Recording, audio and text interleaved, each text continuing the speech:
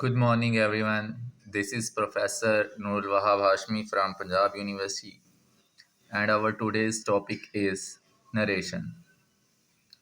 Narration start with the name of Allah, who is most bountiful and merciful. Let's come to the point, students. Narration means बयान करना, एक शख्स से दूसरे शख्स तक बात पहुंचाना, कम्युनिकेशन करना, यानी कि नस्ल दर नस्ल हम कहानियाँ जो सुनते आए हैं बादशाहों की, वो नरेट होती आई हैं एक शख्स से दूसरे के पास, फिर तीसरे के पास। ये होती है नरेशन। तो अब नरेशन के दो मेथड हैं, दो तरीके हैं नरेट करने के किसी भी बात को, यानी कि कम्युनिकेट करने के दो तरीके हैं। एक है डायरेक्ट स्पीच और एक है इनडायरेक्ट स्पीच। सबसे पहले हम देखेंगे डायरेक्ट स्पीच होती क्या है, हमने पहचान कैसे करनी कि डायरेक्ट स्पीच है क्या। बात करने वाले के अल्फाज को हू बहू दोहरा दिया जाए, इसको रिवायत लफ्ज़ी डायरेक्ट स्पीच यानी कलाम बिलवास्ता कहते हैं। यानी कि अगर एक शख्स ने कोई बात की है, बिल्कुल कोई रद्द-बदल किए बगैर उसकी बात को वैसे ही आगे पहुंचा दिया जाए, वो डायरेक्ट स्पीच होगी। इनडायरेक्ट स्पीच, बात करने वाले के अल्फाज को इस तरह अपने अल्फाज में पेश किया जाए कि असल मफहूम में फ़र्क ना आए, इसको रिवायत मानवी इनडायरेक्ट स्पीच यानी कि कलाम बिल वास्ता कहते हैं। ये रिवायत मानवी है और ये रिवायत लफ्ज़ी है, यानी कि लफ्ज़ को हू बहू वैसे ही रखना है। और यहाँ पर क्या है, मायनी चेंज ना हो। रिवायत मानवी तो मायनी के रिवायत वही रहे, लेकिन अल्फाज चेंज हो जाएं, इसमें लफ्ज़ चेंज नहीं होंगे। ये इनडायरेक्ट है और ये डायरेक्ट है। इसको बिला वास्ता कहते हैं और इसको बिल वास्ता। सबसे पहले देखेंगे डायरेक्ट। डायरेक्ट स्पीच होती क्या क्या है, हमने उसकी पहचान कैसे करनी है। पहली किस्म यानी डायरेक्ट स्पीच के फ़िक्रों के दो हिस्से होते हैं, दो पोर्शन में हमें नज़र आएंगे, दो क्लॉजेज में सेंटेंस नज़र आएंगे, एक फर्स्ट क्लॉज और एक सेकंड क्लॉज। अब जो फर्स्ट क्लॉज है वो हमारे पास डिपेंडेंट क्लॉज कहलाएगी और ये हमारे पास इंडिपेंडेंट क्लॉज कहलाएगी। डिपेंडेंट क्लॉज हमारे पास क्या, जो दूसरे पे डिपेंड कर रही है। डिपेंडेंट क्लॉज जो है वो हमारे पास आगे वाली बात पर डिपेंड करेगी, उसके बिना पूरी नहीं हो सकती। यानी कि इसके बिना अगर मैं खाली ही सैड बोलूं तो बात अधूरी रह जाएगी, वो समझ नहीं आएगी कि क्या कहना चाहता है। तो इसीलिए हम इसको रिपोर्टिंग स्पीच भी कहते हैं, क्योंकि रिपोर्ट की जा रही है। आईएनजी आ गया तो उसमें रहा है, रही है, तो ये बात जारी है। ही सेड रिपोर्टिंग स्पीच, और ये रिपोर्टेड स्पीच, यहाँ पे रिपोर्ट मुकम्मल हो चुकी है। या फिर इंडिपेंडेंट क्लॉज, यानी कि इसको इसकी ज़रूरत नहीं है, ये इंडिपेंडेंटली एग्जिस्ट कर सकती है, बट ये इंडिपेंडेंटली एग्जिस्ट नहीं कर सकती, इसलिए इसे डिपेंडेंट और इसे इंडिपेंडेंट क्लॉज कहा जाता है। किसी भी फिक्रे को डायरेक्ट से इनडायरेक्ट में बदलने के लिए ये तब्दीलियाँ की जा सकती हैं। ये 5 तब्दीलियाँ डायरेक्ट स्पीच को इनडायरेक्ट में बदलने के लिए जो 5 ख़ास तब्दीलियाँ की जा सकती हैं वो ये हैं, मैंने पॉइंट्स में बनाकर लिख दी। सबसे पहले हम जो रिपोर्टिंग वर्ब है, ये रिपोर्टिंग वर्ब है, ये देखें, ये इसमें तब्दीली हो सकती है। फर्स्ट ये काम होगा हमारे पास। Secondly change commas into that, ये कॉमास लगे हुए हैं, इन्वर्टेड कॉमास, इनको हम बदल देंगे इनडायरेक्ट स्पीच के अंदर दैट में चेंज कर देंगे। थर्ड चेंजिंग ये हो सकती है कि चेंज इन प्रोनाउन। अब ये ही भी प्रोनाउन है और आई भी प्रोनाउन है, ये फर्स्ट प्रोनाउन है, ये सेकंड प्रोनाउन है, तो इसमें तब्दीली होगी। उसके बाद चेंज इन टेंसेस, अगर यहाँ पर ये देखें प्रेजेंट का है तो वो पास में बदल जाएगा, तो ये चेंजिंग होगी टेंसेस में इनडायरेक्ट बनाते वक्त। मैं एग्जांपल में आप लोगों को वाजे करूँगा। पांचवी तब्दीली जो हो सकती है, चेंज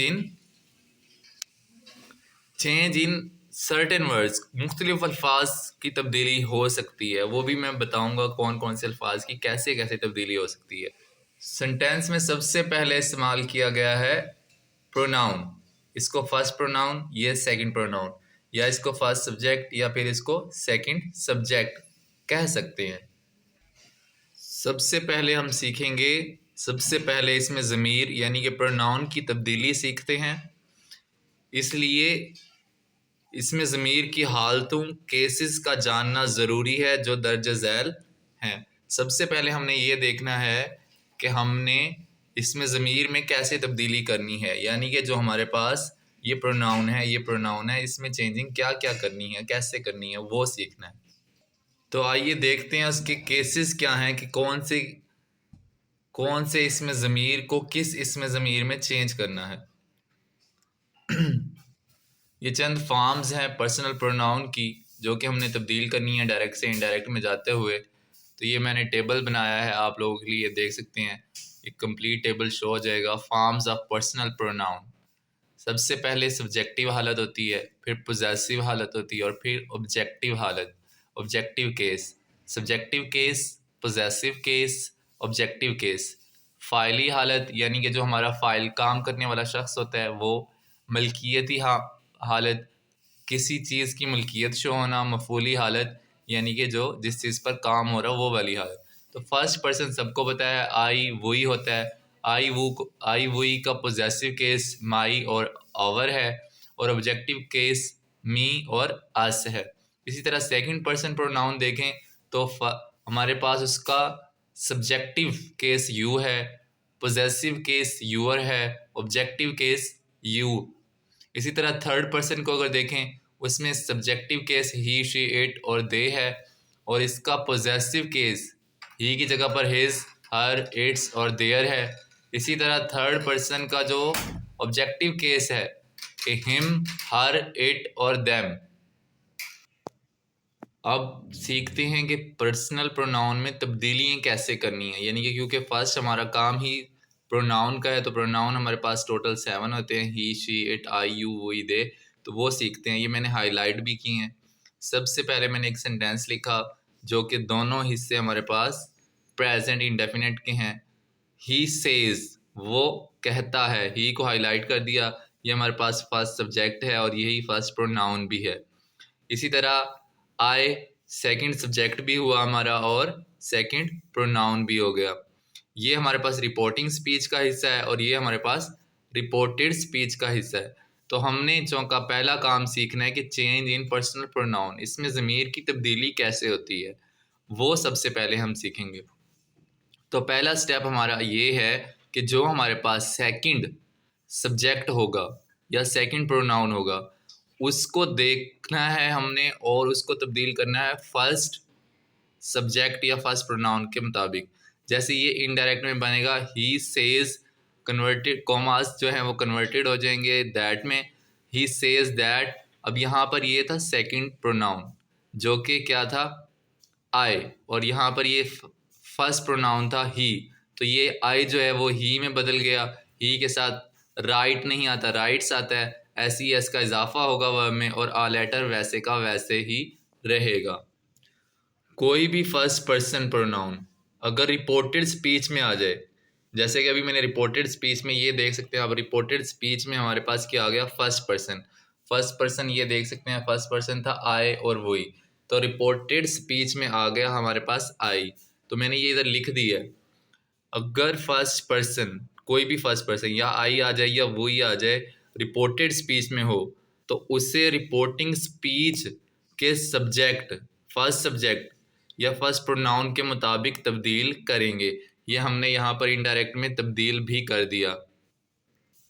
ये प्रेजेंट इंडेफिनेट है और उसकी तब्दीलियाँ कैसे करनी है डायरेक्ट से इनडायरेक्ट में जाते हुए वो सीख लेते हैं। आज का ये टॉपिक होगा हमारा।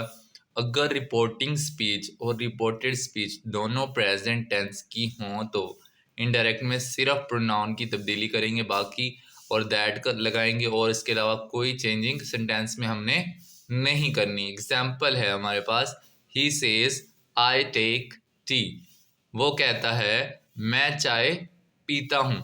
अब ये हमारे पास थर्ड पर्सन है कि ही शेट और दे थर्ड पर्सन होते हैं, तो ये हमारे थर्ड पर्सन है और ये हमारा आई जो है वो फर्स्ट पर्सन है। और अगर प्रोनाउन के हिसाब से देखें तो ये हमारा फर्स्ट प्रोनाउन हुआ और ये हमारा सेकंड प्रोनाउन हुआ। तो हमने हमेशा जो रिपोर्टेड स्पीच का प्रोनाउन होता है उसको चेंज करना होता है रिपोर्टिंग स्पीच के मुताबिक। तो ये प्रेजेंट इंडेफिनिट का हिस्सा है, ये भी प्रेजेंट टेंस है, दोनों ही सेज ये भी। तो फिर अब हम क्या करेंगे इनडायरेक्ट में, ये हमारा फर्स्ट सब्जेक्ट था he says, commas converted into, ये तब्दील हो जाएगा हमारा किसमें, दैट में। और बाकी जो फर्स्ट प्रोनाउन था ही, उसको हमने सेकंड जो प्रोनाउन है आई उसके मुताबिक तब्दील कर देना था। तो ये हमारा बन गया ही टेक्स टी, ये हमारा थर्ड पर्सन हो गया।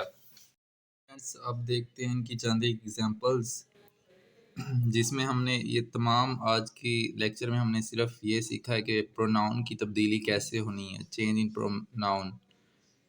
तो हमारे पास ये एक चंद एक एग्जांपल है। शी सेज टू मी, वो मुझसे कहती है, I am a good teacher, मैं एक अच्छी उस्तानी हूँ। तो देखें यहाँ पर मैंने शी और आई को हाईलाइट किया, ये डायरेक्ट स्पीच है, यानी कि शी जो है हमारा फर्स्ट प्रोनाउन है और आई वो हमारा सेकंड प्रोनाउन है। तो अब ये इनडायरेक्ट में मैंने आई की जगह पर शी रिप्लेस कर दिया है। तो ये हमारे पास दोनों फर्स्ट प्रोनाउन भी शी हो गया और सेकंड प्रोनाउन भी इनडायरेक्ट में शी हो गया। और अगर हम इसको पर्सन के लिहाज से चेक करें तो ये थर्ड पर्सन है, ही शी इट, और दे थर्ड पर्सन होता है। आई जो है आई और वही वो फर्स्ट पर्सन होता है। यानी कि फर्स्ट पर्सन अगर रिपोर्टिंग स्पीच में यहाँ पर थर्ड पर्सन हो, ये सारे ये देख सकते हैं आप थर्ड पर्सन है, तो जो हमारी रिपोर्टेड स्पीच होगी वहाँ पर भी थर्ड पर्सन का इस्तेमाल करेंगे हम।